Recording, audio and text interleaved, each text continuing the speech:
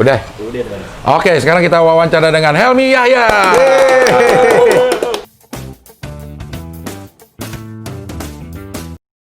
Di Wikipedia namanya pembawa acara, politikus, mantan direktur. Pekerjaan kok mantan direktur? Mantan dirut. Gara-gara mantan itu rezeki kita naik. Oh, wah, kadang-kadang mantan itu keren, Del.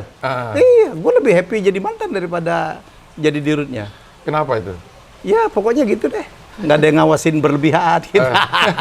Bebas, bisa jadi YouTuber.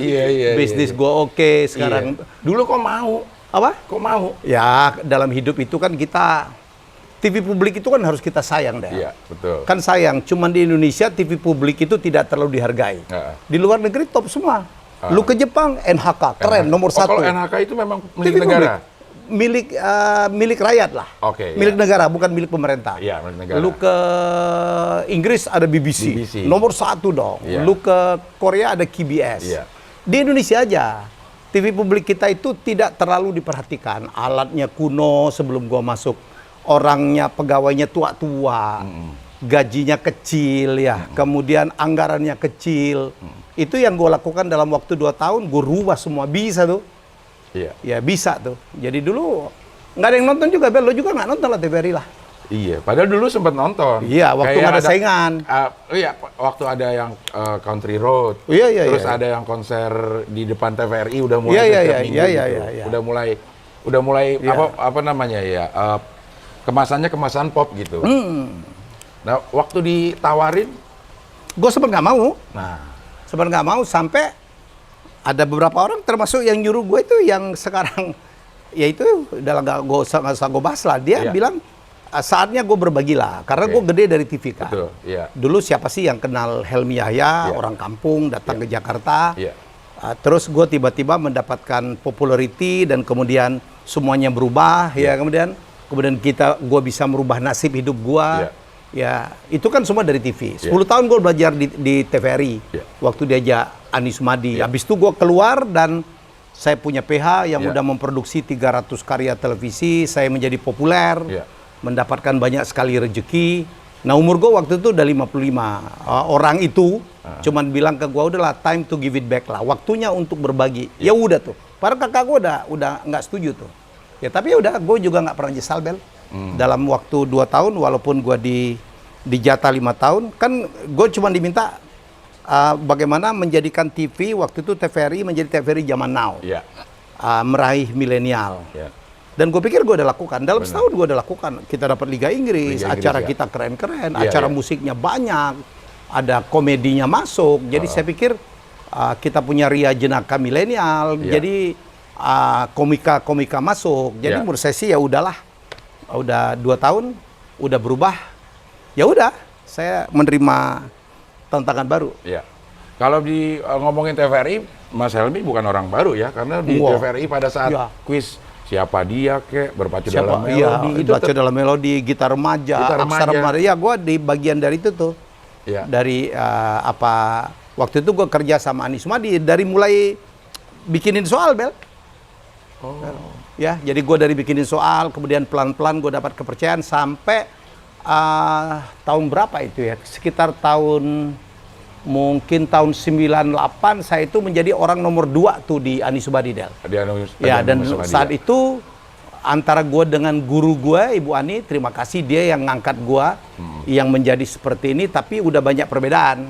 Karena udah banyak TV-TV swasta, alirannya udah beda lagi nih. Ya, jadi banyak ide saya nggak bisa lagi diterima ibu dan ibu merasa gue tuh udah banyak sekali berbeda. Ya udah, gue pamit dan setelah pamit gue sempat limbung gitu berapa jam karena untuk pertama kali gue nganggur, Del. Tahu-tahu gue ditelepon oleh Lim Siabok, dia bilang, Mi, lo mau nggak pegang Joshua?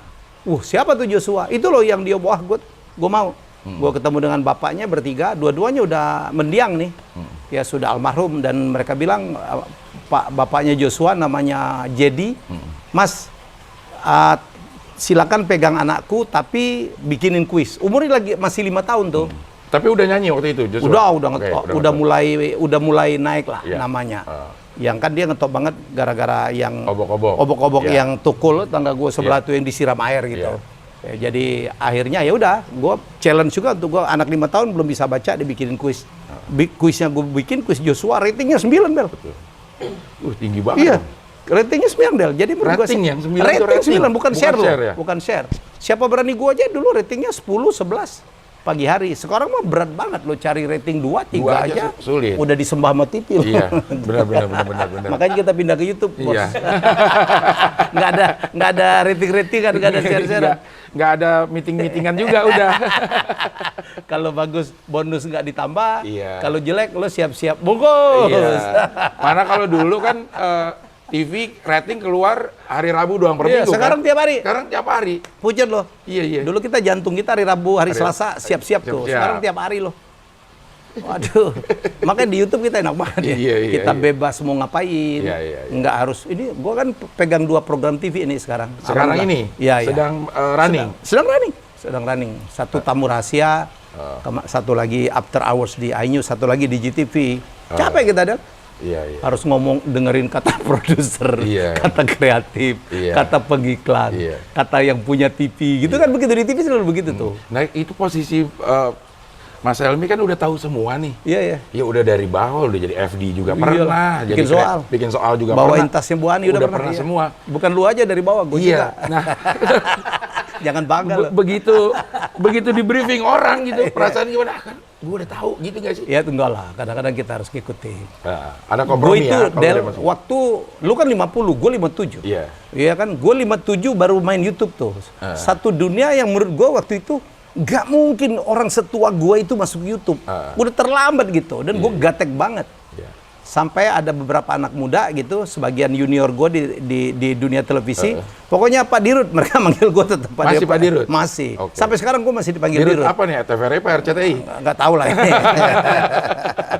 Dirut di hati gue sendiri lah. Iya. Jadi Pak Dirut, pokoknya Pak Dirut tinggal ngomong aja. Pokoknya alat dari kita, kru dari kita. Udah kita bikinlah Helmy Bicara tuh. Tapi gue waktu itu nggak terlalu berharap juga lah ya. Karena menurut gue ini dunia sosial media itu adalah dunia yang sangat jauh tuh. Ya, Instagram gue udah kayak gitu aja, followernya cuma 100 ribuan tuh. Beda tuh dengan ini anak siapa gitu, udah 1,6, 1,7 gitu kontennya. Mohon maaf, ya begitu gitu ya. Tapi saya bilang dunia udah beda banget sama dunia kita. Benar. Begitu gue buka YouTube tuh Helmy Bicara, 3 minggu subs gue udah 100 ribu, gue dapat silver play button. Udah datang tuh silvernya? Udah mantap. lama. Ya udah 100 ribu tuh dalam 3 minggu gue posting tuh. Sampai Ralph Tampu Bolon waktu itu ngewawancarin dua Mas Helmy. Mas Helmy tuh termasuk orang tua, kurang ajar loh gitu. Orang tua yang the fastest gitu. Iya. Salah satu yang tercepat mendapatkan silver play button. Iya. Ya udah hari ini gue mungkin 8 bulanan ya udah 517 ribu gitu. Mantap. Ada konten gue yang 3 juta lebih nonton. Mardigu kan Bosman Sontoloyo kan munculnya pertama kali di gue tuh. Sebelum yang isinya daging semua. Daging semua. Gara-gara itu gue dimusuhin itu orang vegetarian. Nggak pakai sayur dikit juga. Kalau kita orang awak tuh jarang makan sayur kan? Iya. Bini gua kan orang dari sana tuh. Makanya kan daging semua. Daging santan. Iya, tinggal nunggu pegal-pegalnya aja nih kita. Gitu, Del. Iya. Kayaknya kalau misalnya dulu kita nih di zaman-zaman kita agak mudaan lah gitu. Kompetisi itu kayaknya jadi dunia gitu ya. Iya. Kita datang dan harus siap berkompetisi. Betul. Kayaknya sekarang ini berubah nih. Setuju nggak Mas Helmy bahwa kita masuk ke dunia dan harus siap kolaborasi. Iya. Kompetisi sama diri kita sendiri aja harus lebih bagus dari hari kemarin gitu. Karena dunia YouTube tuh bergeraknya cepat banget ya. Iya. Cepat banget. Ada pelambatan. Kita harus baca data. Kita harus ngelihat trennya kemana gitu. Kalau gue ditanya bagaimana saya bisa meningkatkan subscriber dengan cepat itu, kuncinya adalah apa? Kolaborasi. Orang yang pertama mau gue ajak kolaborasi itu, subs gue belum 3.000 itu adalah Tompi gitu. Tompi ya. Kan gue manfaatin lah karena hubungan deket ya. Waktu sebelum-sebelumnya saya sebagai bagian dari itu ya bisa begitu tuh. Mardigu itu adalah junior gue. Kita dulu punya bisnis walaupun nggak jalan juga gitu. Ya udahlah, saya alhamdulillah tuh semua pada bantu. Raffi Ahmad baru 100 ribu udah mau gitu. Jadi dia datang ke sini, gue mau undang ke sini. Ya alhamdulillah Raffi 2,1 juta yang nonton, terus Ruben Ya, sebagian juga kan orang-orang yang populer ada pengaruh, ada kontribusi gue lah. Yeah. Ada Gilang Dirga, ada siapa lagi ya? Dr. Tirta malah. Yeah. Kaget dia. Wih, ini Mas Helmi beneran. Iki itu katanya apa idolanya ibuku gitu. Oh. Akhirnya dia mau. Ibunya. Iya, ibunya tua, gue. Sekali agak apa studian tapi hinaan juga. Itu antara mau muja sama mau ya kita biasalah berdua. Banyak juga yang iri sama kita. Ini orang tua kok masih bisa laku gitu. Nggak gampang, Rel. Karena setelah gua meledak itu banyak orang-orang tua, politisi, tokoh-tokoh yang bikin YouTube gitu kan nggak gampang gitu. Benar. Nggak gampang. Jadi bukan berarti orang bilang, "Waduh, kan kemarin para YouTuber asli itu, para incumbent gitu." Incumbent gitu. Para petahana itu kan sempat merasa terganggu status quo-nya. Begitu, banyak sekali selebriti yang ngetop di TV, di sinetron, masuk ke dalam dunia YouTube. Gue bilang, enggak semua juga bisa berhasil. Benar. Banyak yang jadi kuburan, bro. Benar. Ada kemarin ada ngajak kolaps gua ngetop, bro. Ngetop menang Panasonic juga. Begitu gua lihat, wih, apa subscribernya 156. Gue pikir ada K-nya, polos, bro. gitu. Terus dan YouTube itu sebaliknya. Andovida Lopez mengatakan YouTube itu give the voiceless the right to speak.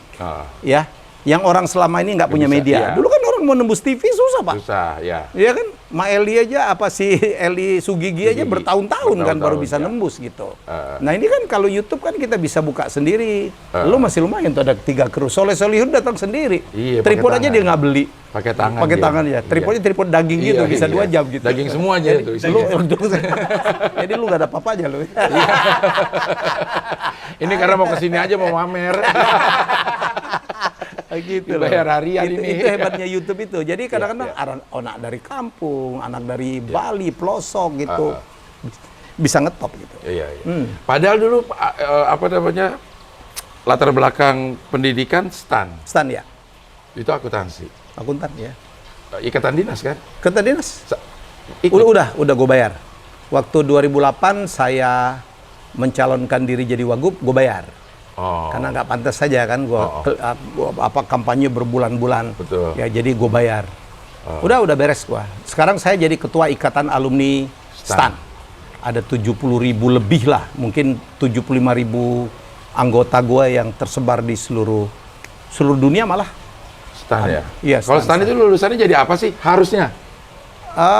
Orang-orang yang mengabdi dalam bidang keuangan ya, dalam penyelamatan keuangan. Sekarang kan banyak sekali di BPK, BPKP, KPK, di Irjen-Irjen, ya itu yang paling banyak. Tapi sekarang udah ada di mana-mana, ada di BUMN, ada yang di luar, ada yang pernah jadi dubes, ya jadi lucu-lucu juga gitu. Kalau dubes sih memang belum ini ya, belum ada jalur yang khusus untuk jadi dubes, ganti-ganti kan. Ada yang mau jadi dubes harus KNPI dulu, ada yang dubes itu kan ada jalur formal, jalur memang itunya ya, jalur formalnya dari teman-teman dari Kemenlu. Tapi kan banyak sekali politisi, tokoh gitu yang itu akhirnya. Pertimbangannya apa sih kalau menurut Mas Helmi? Ya itu antara presiden sama Komisi 1 lah yang menentukan Komisi 1. Termasuk Tantowi Yahya itu, lu tahu Tantowi kan? Itu gua kenal dari kecil lah. Iya dulu kan, tuh kakak adik sama. Oh gitu ya. Gua malah lupa malah. Dia wakil ketua Komisi 1, kerjaannya dia dulu adalah melakukan fit and proper calon-calon dubes. Oke. Ya, jadi biasanya di fit and proper diusulkan oleh pemerintah, di fit and proper oleh DPR baru dikembalikan lagi ke presiden ya untuk disetujui dan dilantik. Jadi nggak harus memang praktisi politik luar negeri ya? Enggak lah, Peter Gonta pernah jadi dubes. Iya kan? Jadi Bang Hotma siapa? Todung Mulya Lubis jadi dubes.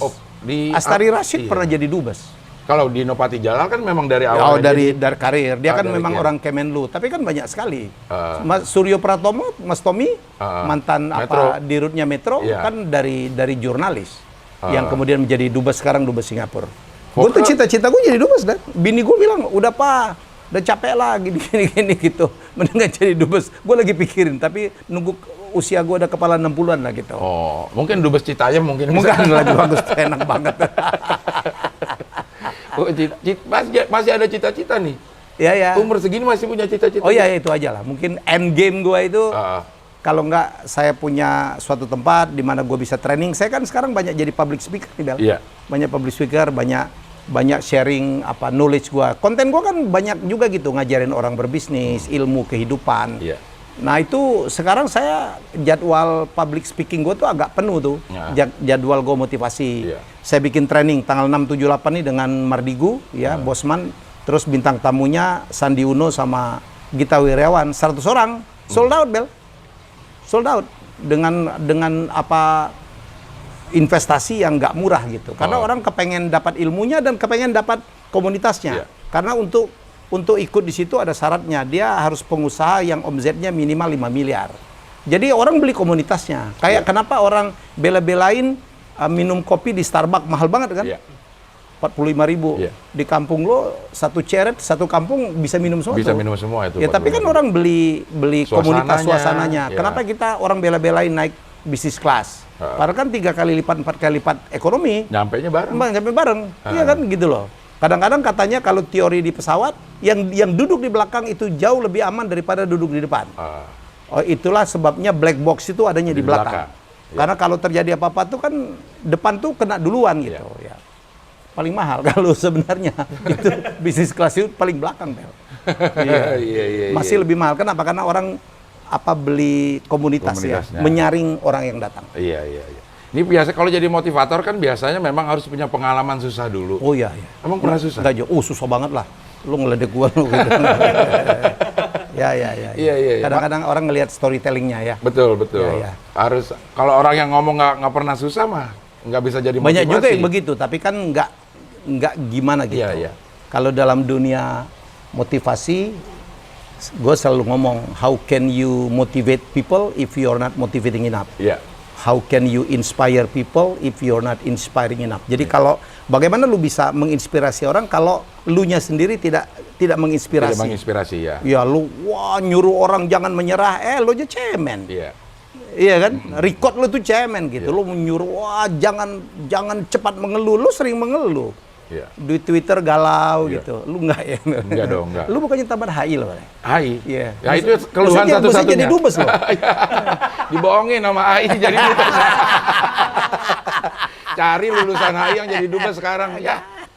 Kalau Pak Dino Patijalal mungkin ya? Mungkin lulusan atau bukan? Banyak. Tapi yang jadi dubes? Iya banyak lah. Banyak lah. Ada namanya dubes karir. HI itu baru ada tahun 85 Mas Helmi. Iya, pokoknya jurusan itulah. Hubungan internasional gitu, diplomatik itu banyak. Iya, yang kalau jadi di Kemenlunya sih banyak ya. Ntar kita search ya yang lulusan. Oh iya, banyak. Pak Puja, Pak Desra. Iya. Banyak lu aja. Gua aja itu mestinya jadi grup lawak. Ada dulu grup lawak namanya dubes. Iya. Mestinya lu di situ tuh. Harusnya di situ ya. Dulu siapa aja dubesnya? Dubesnya Heru yang keriting dubes. itu Heru Dubes, siapa lagi lupa namanya deh. Tapi ada grupnya Dubes. Susahnya sampai semana Mas Helmi? Pada saat kapan susahnya? Di Palembang kah atau Di Palembang sama termasuk di sinilah. Bapak gua pedagang kaki lima, nggak ada cewek yang mau sama gua ya kan. Kita nggak terlalu dikasih uang jajan. Sebentar, nggak ada cewek yang mau itu jadi... Oh, itu motivasi. Dendam gua, Bel. Gue 15 kali nembak cewek, 18 kali gue ditolak. Belum ngomong udah ditolak. Jempol nongol, bapaknya pedagang kaki lima, Iya. Dan gue tuh dulu masuk sekolah yang favorit banget, yang anak-anak pejabat orang kaya di situ semua. Iya. Terus gue ke Jakarta, pernah di PB. PB berat banget. Bapak gue udah sakit-sakitan kan, ngirim wesel terlambat. Waduh, gue bilang. Dan gue anak paling kecil, kakak gue belum ada yang jadi, Tantowi belum jadi juga. Gue harus nyari gratis, sekolah gratis, makanya gue pindah ke STAN. Karena Dan gue jadi pegawai negeri. Lo pikir berapa sih gaji pegawai negeri? Menderita gue bilang. Menderita lah, hidupnya pas-pasan. Ya udah. Masuk ke TVRI ketemu Bu Ani itu di mana? Saat apa? Momen apa bisa ketemu? Waktu itu tahun berapa ya? Tahun 80-an akhir gitu.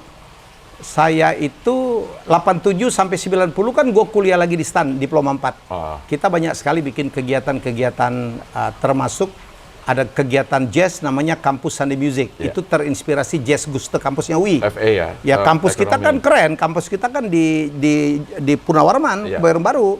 Kita bikin itu. Nah salah satu yang kita undang itu adalah Ireng Maulana. Waktu itu lagi top-topnya Ireng Maulana All Stars.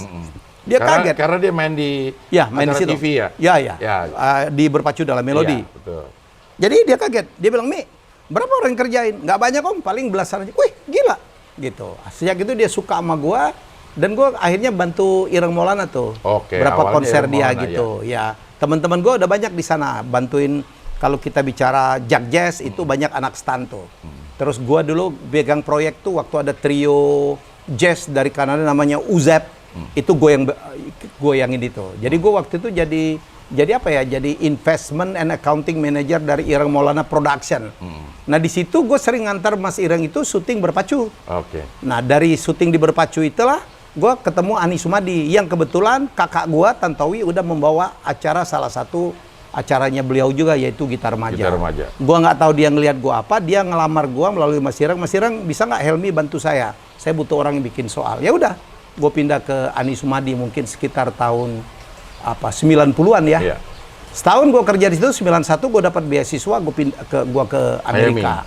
Iya, ke Amerika, ke Miami. Tapi waktu itu gue belajar accounting lagi, Bel. Dan gue tuh udah mentok belajar accounting di STAN. Dan gue itu kan dulu waktu di STAN itu kan kerjaan gue waktu tamat kan jadi asisten dosen, dan gue jadi dosen di berbagai perguruan tinggi ngajar akuntansi. Jadi gue udah hatam tuh 5 kali 6 kali. Di sana gue belajar akuntansi ngulang lagi. Makanya gue banyak sekali kerjaan sampingan gue banyak, Bel. Gue waktu itu nulis musik untuk majalah High, kan gue yang ngelaporin Metallica, Paula Abdul, MC Hammer. Gue pernah wawancarain Metallica waktu di Lebak Bulus, waktu di Miami. Lebak Bulus itu gue yang bawa sebenarnya. Ya, gue yang bawa karena gue nonton dan mobil gue kebakar. Iya, udah. Gara-gara dia memang gue suruh tuh. Jadi si Metallica ya kenalin dari gue kan, gue wawancarain dia backstage. Waktu itu gue nulis untuk majalah High. Majalah High waktu itu dekat sekali dengan Mas Seno kan, Setiawan Jodi. Akhirnya mereka jadi IO. Yang ngurusin kontrak segala macam gue. Gitu. Jadi gue nulis musik, gue nulis Guns N' Roses. Gue nonton Guns N' Roses 3 kali di Miami. Gue nonton Genesis. Gue kental banget gitu. Itu karena gue kepepet. Terus gue nulis NBA untuk majalah High. Nulis NBA. Pulang-pulang gue jadi pembawa acara NBA basket, padahal gue seumur hidup nggak pernah main basket. Gue nulis TV di tabloid Indonesia tuh. Ya jadi gitu tuh. Jadi karena kepepet, gaji gue atau allowance gue kecil banget. Selama gue di Amerika, gue kerjanya banyak banget tuh. Tapi itu yang membuat gue jadi. Yang lu mau ngomong apa aja, yuk. Mau ngomong American football, mau ngomong basket, mau ngomong lukisan, mau ngomong musik, mau ngomong TV gitu, mau ngomong kuis, karena gue selama di Amerika tuh gue belajar banyak banget. Itu aja, Bel. Jadi susah banget, susah hidup gue, Bel, susah banget. Rumah, lu tau gue di Bekasi, gue pernah tetangga nama Vicky Prasetyo tuh. 8 kali gue ganti rumah. Cikarang? Ya enggak, di Bulak Kapal sebelumnya. Bulak Kapal tuh. Gue pernah ngontrak rumah, gue pernah tinggal di BTN. Tantowi bilang kayak kucing beranak. Pindah-pindah. Ya, pindah-pindah. Ya, beli lagi. Ya, alhamdulillah. Jadi rezeki gue ada pindah rumah yang lebih gede. Terakhir gue tinggal di Kemang Pratama. Lu tahu doa gue. Waktu itu kan gue menjadi ngetop banget masuk Kompas. Gara-gara gue abis meeting sama karyawan Triwarsana di Ancol, pulang-pulang gue gak bisa masuk karena Kemang Pratama terendam. Gue lagi di air gitu diputu oleh Kompas dan masuk di Berita Pagi. Itu statement gue top tuh. Nggak apa-apa tinggal di Bekasi atau rezekinya Kebayoran gitu. Itu kadang-kadang omongan begitu tuh nggak sengaja deh. Sekarang gue tinggal di Kebayoran gitu. Dan gue dulu bercanda sama teman-teman. Pokoknya gue kan Kemang Pratama. Gimana setiap tahun kita ngapus huruf Pratama itu. Huruf demi huruf. Nyampe juga lah. Sekarang kita mepet Kemang lah. Mepet Kemang. Ya kadang-kadang mimpi itu ya lo harus ucapin gitu. Suatu saat tercapai. Percaya tuh kayak begitu. Kayak apa banget. Ya? Law of attraction gitu. Iya, law of attraction. Gue percaya banget. Hidup gue penuh dengan itu. Makanya lo mimpilah yang baik-baik. Gue percaya banget. Hidup gue kan penuh dengan itu. Kalau ngeliat perjalanan gue, bapak gue pedagang kaki lima. Tanto itu dari kecil tuh. Kan kita ngisi buku kenangan tuh, buku kenangan tuh kan. Hobi, warna favorit, cita-cita, makanan favorit, musisi, bintang idola gitu. Lo tahu cita-citanya apa? Pengen ngetop. Ngetop dia. Akhirnya bener ngetop ya? Ngetop. Di segala bidang yang digeluti dia ngetop. Lu nggak kenal Tantowi, nggak punya TV, lu rumah ya. Terutama yang tua-tua. Yang muda-muda nggak kenal dia siapa. Iya. Yang mudah-mudahan nih sekarang kenal dia kakaknya Helmi Yahya. Kalau dulu kan Helmi Yahya siapa? Adiknya Tanto ya. Sebel banget tuh. Jadi pernah kawinan nih, Bel. Kawinan nih, gue ngawal ini dengan bini gue. MC-nya. Ini MC-nya pasti MC, aduh. Gak mahal lah MC-nya. Gak bergaul gitu. Dia bilang, selamat datang Pak Tantowi dan Ibu. Terima kasih atas kehadiran. Gue udah males makan. 3 kali. Dia seneng banget. Ini apa, Tantowi datang kan. Begitu di depan dia, lewat di panggungnya dia, bini gue ngomong, ini Helmi bukan Tanto. Lu tau gak dia ngomong apa? Selamat datang Pak Helmi Yahya, adiknya Tanto Wiyahya. Kasihan deh lu. Nah, itu perasaannya gimana sih hidup di bawah bayang-bayang? Sebel tau gak lo? Sebel. Gue 5 kali ke Starbucks, Bel. Untungnya muka kita populer gitu. Iya, nggak nanya nama siapa, enggak. Begitu dulu lihat Pak Tanto. 5 kali gue pernah posting, orang ketawa, termasuk istrinya Pak Tanto, ngakak-ngakak ketawa. Tapi lebih mending lah disangka Tantowi, gue disangka Temon. Temen tuh namanya Samson ya? Simpson ya. Nggak matching banget ya. Simpson tuh gimana? Oh, lu rugi banget ya.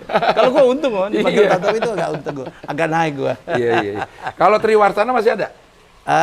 Triwarsana itu menjadi investment holding, jadi kita tidak boleh produksi lagi karena gue GV dengan MNC. Ya. GV itu joint venture. Ya? Jadi kita buka perusahaan baru namanya Asia Media Production.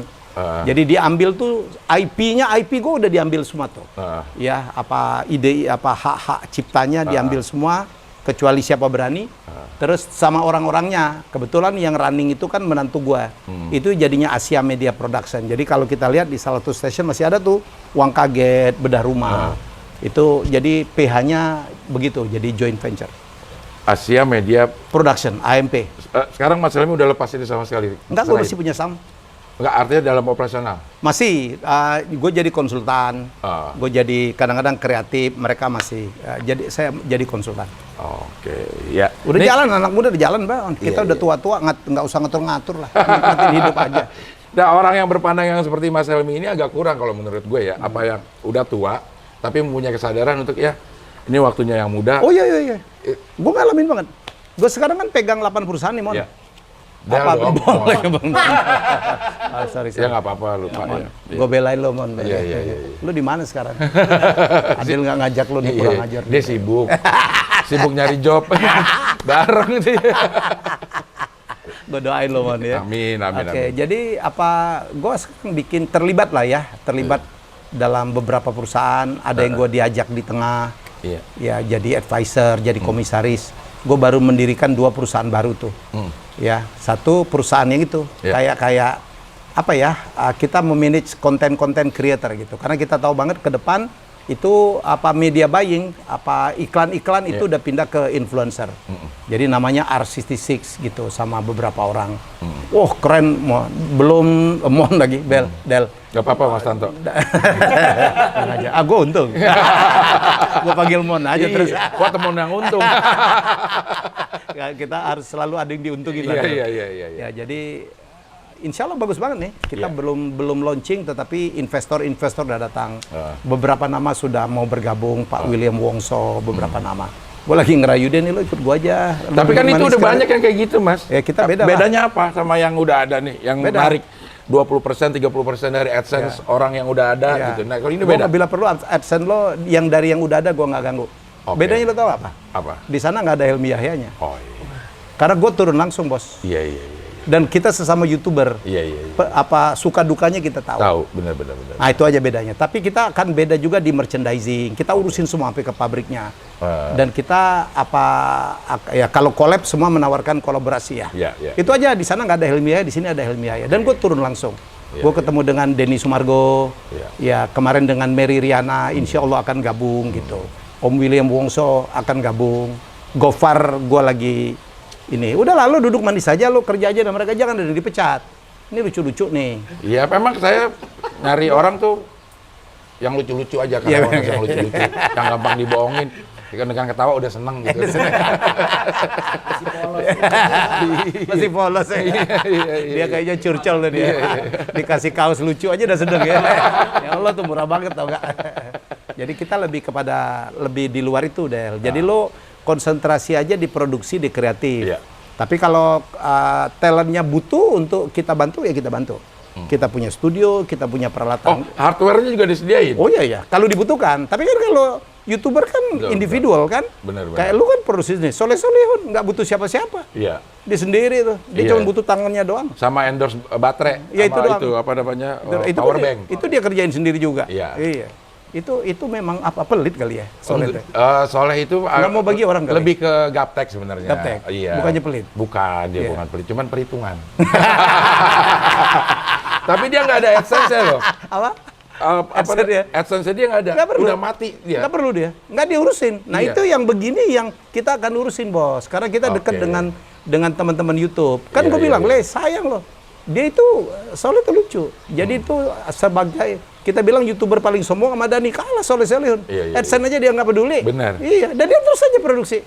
Dia sama Vincent kan 4 juta loh bayangin. Iya, betul. Duitnya berapa tuh? Dia ngerasa dengan itu dia bisa dapat duit dari tempat lain. Mungkin. Dengan karyanya dia di YouTube dia, akhirnya dia dapat duit dari tempat lain. Gue ngerasain betul begitu gue jadi YouTuber, intangible-nya tuh banyak banget. Iya, ternyata Mas Helmi ini loh. Dan mereka kasihan juga gue dipecat, Del. Jadi TVRI itu? Iya. Jadi gue terima kasih banget gitu. Jadi turning point gue itu salah satunya karena gue diberhentiin itu ya. Yang penting kita diberhentikannya baik-baik, kita punya prestasi. Benar. Sekarang gue sampai nolak-nolak tuh. Orang minta gue jadi komisaris. Gue ditawarin saham di berbagai perusahaan. Nah itu yang kembali ke tadi. Ya, gue mentok ketemu dengan orang-orang yang seumuran sama kita atau di bawah kita dikit, apalagi lebih tua. Iya. Nggak semuanya itu punya visi yang sama. Kalau gue, kenapa gue bisa orang tua kok bisa main di anak muda? Karena gue menjadi anak muda. Gue belajar banyak. Begitu bikin YouTube, bikin channel gitu, gue belajar dari mereka. Oh gitu ya. Gue belajar dari Andovi, gue belajar dari Gofar. Ya, sama lu gue mau belajar, tapi belajarnya apa ya kira-kira? Belajar lucunya aja kali. Jadi di garis bawah ini, pada saat kita memang udah ngerasa tua, begitu main sama anak muda, kita yang harus menjadi muda ya. Jangan kita jadi belaga sok tua ya. Ya, mestinya ada timbal balik lah. Gue ini ya banyak sekali, Del, diminta bicara bagaimana gue bisa mentransformasi TVRI itu. Dan kuncinya itu adalah bagaimana gue membangkitkan semangat kerja mereka. Pegawai TVRI itu kan 72% kan usia 40 ke atas. Iya. Nah itu, jadi gue akan nulis buku, judulnya itu Breaking the Wall.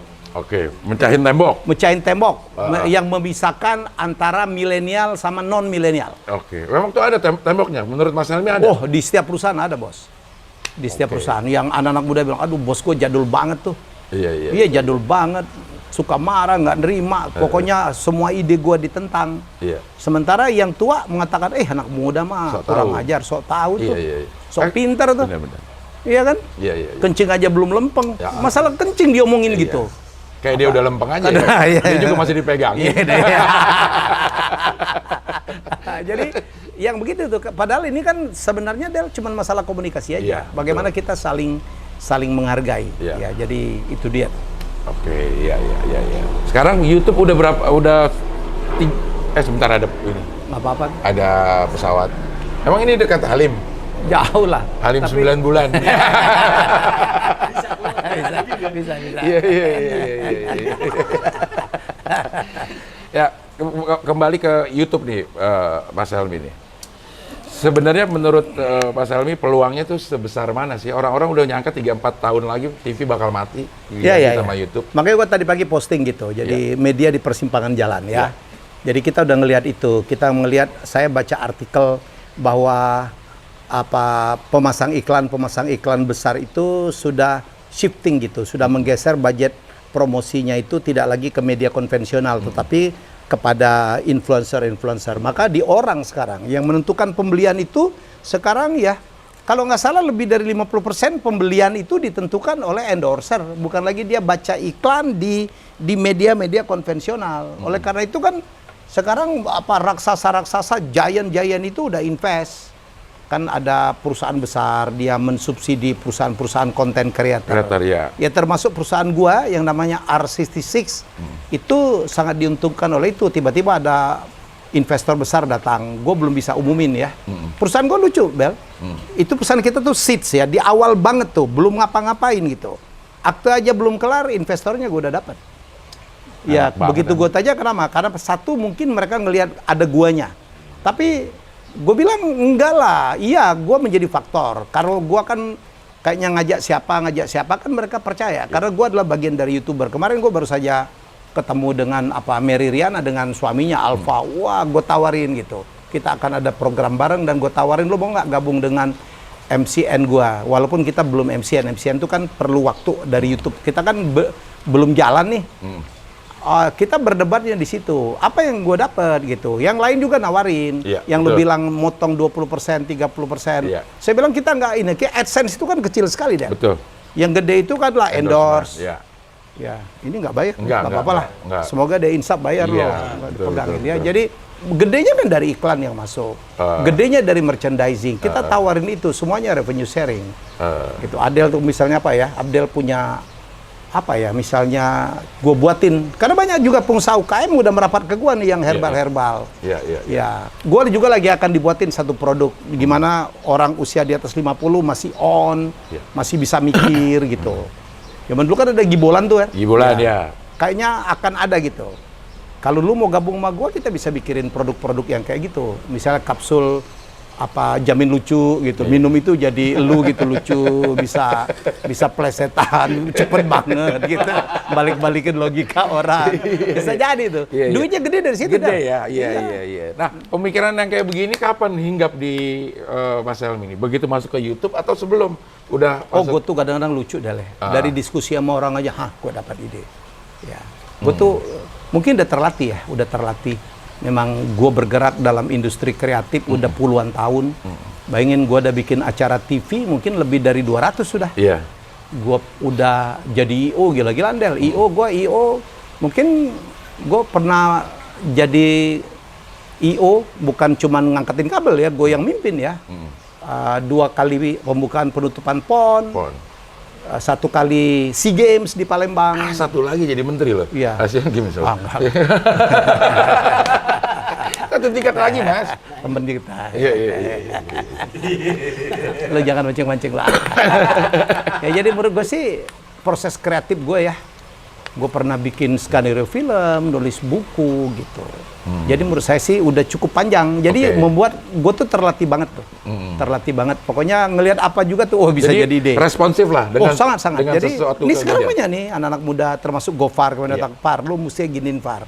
Mustiin giniin. Nah, background gue sebagai alumni STAN yang sangat kuat. Kadang-kadang banyak pemilik ide itu kan anti kuantitatif tuh dah. Ya orang-orang yang nggak tahu gue otak kanan atau kiri gue nggak tahu lah. Orang-orang kreatif itu kadang-kadang kan ngitungnya kan nggak bagus tuh. Nah gue itu bisa balance tuh. Dulu itu juga yang membuat PH gue dulu Triwarsana itu bertahan. Jadi kalau gue datang, gue pernah diundang oleh ibu-ibu. Dia mimpin satu brand besar. Sekretarisnya bilang, Mas Helmy nanti bawa beberapa proposal ya. Oh, proposal apa? Gue nggak tahu ibu lo mintanya apa.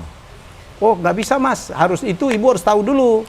Gue bilang nggak jadi juga nggak apa-apa gitu. Karena how do I know gitu. Gue bawain bis, ibu lo minta Metro Mini gitu. Udah ketemu aja dulu. Kalau nggak juga nggak apa-apa. Gue nggak bisa nebak. Gue bukan dukun. Gue nggak bisa nebak kebutuhan ibu lo apa, perusahaan lo apa. Lo brief dulu gua. Akhirnya ketemu tuh. Akhirnya ibunya bilang ya udah. Gue suka tuh kalau itu. Ini baru true creator gitu. Udah ngobrol setengah jam. Ibu mau apa?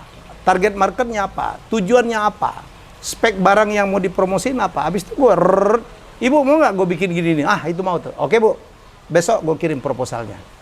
Budgetnya berapa? Gue udah bisa nyebut karena gue akuntan. Coba kalau orang lain disuruh orang hitung dulu, gue mah cepet banget. Ya, jadi itu jadi bedanya. Jadi orang bilang Helmy Yahya dulu kan salah masuk jurusan, kenapa dia masuk STAN gitu? Kalau dia jadi pedagang, ya pedagang seni lagi. Gue itu adalah pedagang barang seni yang fundamental keuangannya tuh kuat banget. Gue sedih Del, sekarang anak-anak bikin UKM, bikin startup, ngitung keuangannya tuh nggak jago Del. Dia nggak tahu ngitung harga pokoknya berapa. Dia kalau kita nggak tahu ngitung harga pokoknya berapa, kita tidak akan pernah tahu kita untung atau rugi dalam satu transaksi. Itu yang membuat gue bertahan. Makanya sekarang gue sharing tuh banyak ke UKM. Ke UKM, gue bikin konten-konten di online gitu. Lo boleh lo, kalau lo mau jadi pengusaha, ide keren, cara jualan harus keren, tetapi ngitung itu wajib. Karena lo begitu mentok ke investor atau ke bank, mereka tanya, gimana laporan keuangan? Lo untungnya berapa? pasti harus dijawab. Jadi nggak cukup, wah ide gue keren doang nih. Dan ini juga yang kita lakukan di perusahaan gue yang baru ini. Kita si R66. R66. Lo tahu namanya R66 kenapa? Route 66? Ya, karena pendirinya adalah pokoknya mimpi kita begitu ini jalan kita akan nyetir dari Chicago to LA. Stop dan bikin vlog. Kalau mau ikut. Lagunya The Rolling Stones itu? Lagu Rolling Stone sama sebelumnya Nat King Cole. Itu dinyanyikan lagi? Iya, cover version banyak. Rolling Stone? Iya, pertamanya Nat King Cole. Beda ya kalau gue taunya Rolling Stone nya dia Nat King Cole. Menunjukkan umurnya. Padahal beda berapa tahun sih. Dia mah tuir juga gitu ya. Lu tuh peralihan banget 50 gitu ya? Hah? Iya kan? Iya. 50 kan? Iya. Life begins at 50.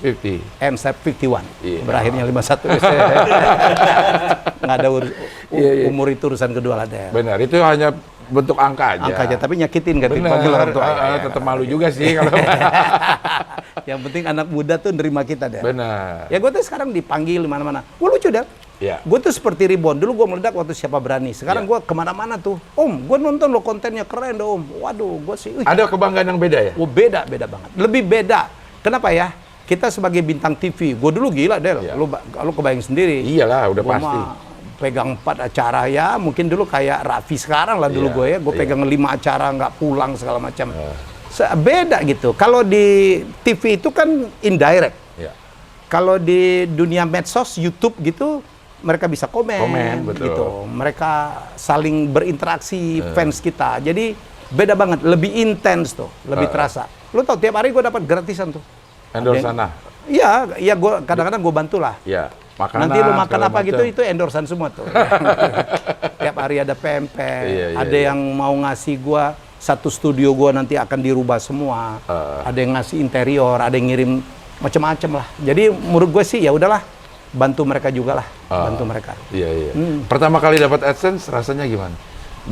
Saya dapat AdSense itu Mas 270.000 kalau nggak salah. Dapat pembagiannya setelah dibagi-bagi ya. Kesian banget tuh. Tapi rasanya tuh beda ya? Beda. Iya, achievement banget.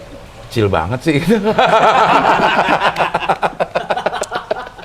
Enggak, ada kayak sebuah pencapaian yang anjay ini produk yang memang dari bayi kita bikin sendiri sampai dia udah bisa ngomong dan bisa bikin kita bahagia gitu. Proses itu yang bikin kita bahagia. Iya, pelan-pelan gitu. Proses ya. Prosesnya. Kan kita ngikutin banget dan sangat real. Kalau di dunia TV kan termasuk Nielsen itu pun kan based on sampling ya. Based on sampel lah. Yang juga nggak bisa diaudit. Makanya kita selalu pertanyakan itu. Kalau di dunia digital kan datanya kan benar kuantitatifnya real time-nya berapa menit ditonton, berapa orang itu kan kita nggak bisa bohong. Jadi menurut gue sih kita lebih nggak fake gitu. Kita benar-benar pencapaian. Oh, alhamdulillah gitu, alhamdulillah.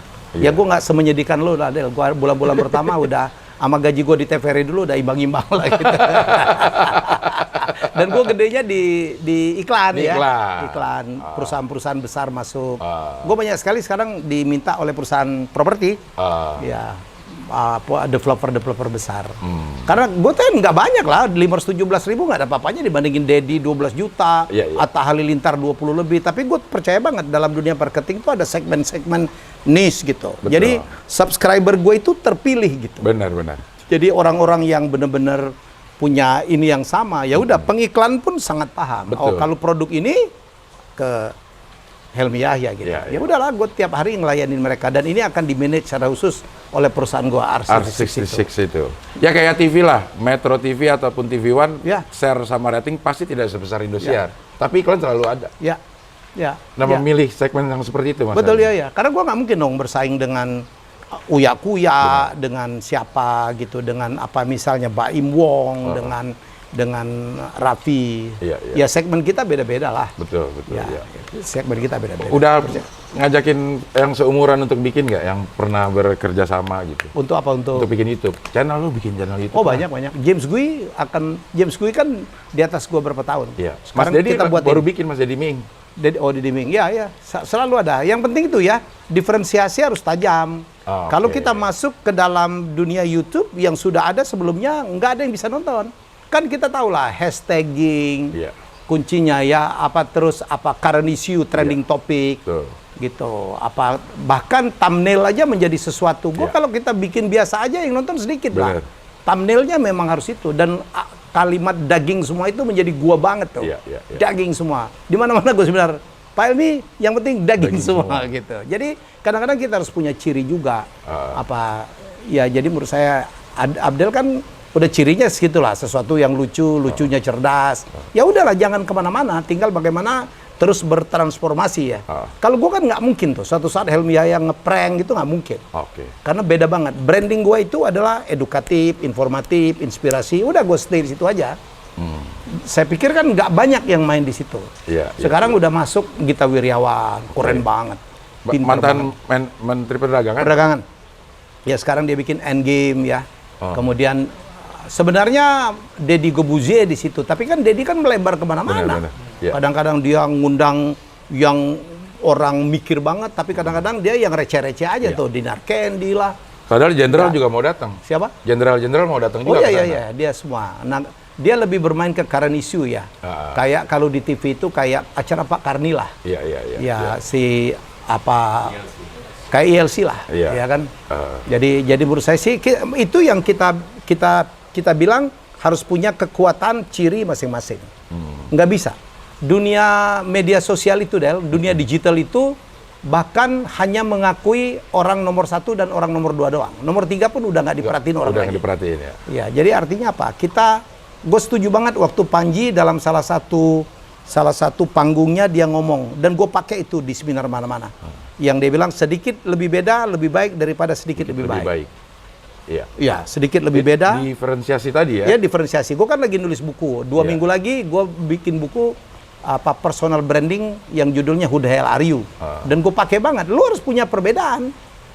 Kalau enggak, lu nggak akan bisa kelihatan. Nih MC, ada 40 jenis MC kali di Indonesia. Nggak bakal ketuker. Ya kapan orang milih Ferdy Hasan, kapan orang milih Cing Adel, kapan orang milih Raffi, kapan orang milih Helmi Yahya, Robby Purba, VJ Daniel, kapan orang milih misalnya si Melanie Ricardo, itu nggak ketuker tuh. Jenis acaranya yang menentukan, oh gue butuh MC yang seperti ini. Misalnya di acara yang dibutuhkan MC-nya bisa 2 bahasa. Ya kan orang udah tahu tuh butuhin ke siapa. Jadi menurut saya sih sedikit lebih bedanya yang syukur-syukur bedanya banyak. Gitu loh. Dan lebih baik syukur-syukur juga. Udah beda dan lebih baik. Gitu. Wah, itu mah keren banget. Keren banget gitu ya. Kayak dulu kan penyanyi dangdut banyak, tapi Indul tuh kan punya beda gitu. Goyang ngebornya. Terus ada ngecor gitu kan. Lama-lama dangdut bisa bangun rumah tuh, udah ada ngecor, ngebor, gergaji udah ada. Lengkap tuh. Lengkap ya. Makanya tapi itulah branding ya. Itulah branding. Itu yang gue pertajam betul di buku gue. Oke. Semua bidang bisa harus punya branding ya? Oh iya. Ustadz aja macam-macam branding. Brandingnya macam-macam. Ada Uje, ada Yusuf Mansur, ada Ali Jaber gitu. Mama Dede. Ada Mama Dede. Mama Dede apa kabar? Baik, masih bagus di TV One, masih lah. Nanti kita bahas lagi itu. Iya. Oke, ini pertanyaan terakhir untuk Mas. Serius nih terakhir? Ya terakhir. Iya kan. Abis ini mau bikin ini. Gue datangnya kecepatan ke sini. Gak apa-apa deh. Pertanyaan terakhir buat Mas Helmi. Kalau ada orang datang mau masuk ke CP6, udah settle atau ada MCN yang minta channel yang udah settle? Ini ada yang baru pengen masuk ke? Ya tergantung potensinya. Karena gue tahu ada MCN yang pegang 700 content creator ya. Kita mungkin nggak begitulah. Kita lebih kepada yang terpilih aja lah. Kan dari banyak untuk apa? Kalau Paretonya misalnya yang sukses cuma 20%.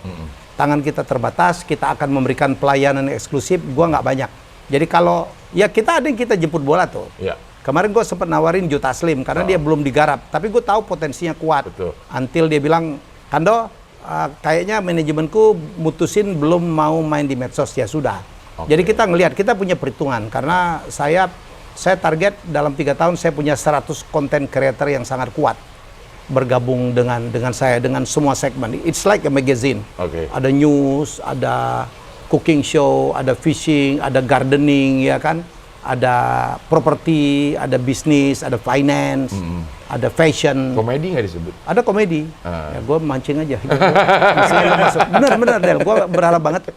Karena komedi itu, kalau menurut research-nya, itu adalah top 5 dari konten yang sangat ditunggu orang. Disukai, ya? Nomor 1 itu musik lah. musik nomor 2 film, kemudian komedi. Jadi walaupun lu nggak berani live kan?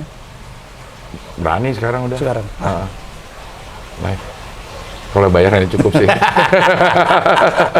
Sekarang nggak jadi terakhir deh, ngomongin tentang yang komedi, pandangan Mas Helmy sama komedi. Udah ada stand up komedi di TVRI juga manggil anak stand up, Gilbas, Arif Didu, Ence Bagus ya, Babe untuk main di ini. Emang ada orang yang nggak terbuka dengan datangnya jenis komedi yang baru, tapi Mas Helmy sepertinya lebih merangkul. Saya itu adalah orang yang tidak pernah mau menentang perubahan. Banyak orang yang berusaha menentang perubahan, nggak bisa, Del. Dunia itu berubah. Kalau kita bicara komedi aja kan bertransformasinya kan gila ya. Dari grup sekarang menjadi solois gitu. Menjadi yang disebut dengan stand up komedi yang monolog gitu. Itu nggak banyak itu yang orang mau gitu. Nggak banyak orang yang mau diajak berubah gitu. Berubah comfort zone itu kan susah. Betul. Tapi di situ Del kunci orang yang mau bertumbuh, yang mau sukses. Kalau lu nggak mau menerima perubahan, apalagi nggak mau melakukan perubahan, udah selesai. Lu di situ-situ aja. Mungkin lu akan ditinggal. Saya adalah contoh nyata di mana usia tidak menghalangi gue. Gue tahu banget bahwa wave-nya, gelombang itu datang. Dan kita nggak bisa menahan wave. Yang harus kita lakukan dengan kemampuan kita, dengan pengalaman kita, ya, dengan pengaruh kita, yang orang bule ngomong we have to rule the wave. Bagaimana kita mengontrol wave itu? Ya sekarang saya sangat menerima tuh. Denny Sumargo, siapalah gitu ya. Open-openan aja kita nggak ada masalah. Tapi yang kita penting saling menghargai, saling menghormati dan komunikasi. Nggak ada yang lebih pintar di dalam industri apapun. Bener dahulu, belum tentu benar sekarang. Iya. Nah, itu aja. Oke lah. Memang daging semua nih sih. Daging semuanya. Oke, terima kasih Mas Helmy, sukses terus. Mudah-mudahan R66 bisa segera launching dan 3 tahun udah dapat 100 konten kreator. Jadi deal kita ya? Kayaknya sini. Kita hitung-hitung dulu karena kebetulan. Nggak bakal tahu, gue tahu lo orang Padang. Iya. Perhitungan. Bini gue Padang juga. Iya, orang Padang kan gitu kan. Pandai dagang. Iya, bukan pelit tapi perhitungan. Jadi kalau makan di restoran sama orang Jawa, sama orang Medan, sama orang Sunda, makan bareng. Yang hitung dia, yang bayar orang lain. itu gitu kan? Iya, gue. Itu gue. Oke, baik, terima kasih Mas Helmy. Sampai ketemu lagi di tamu. Terima kasih semuanya.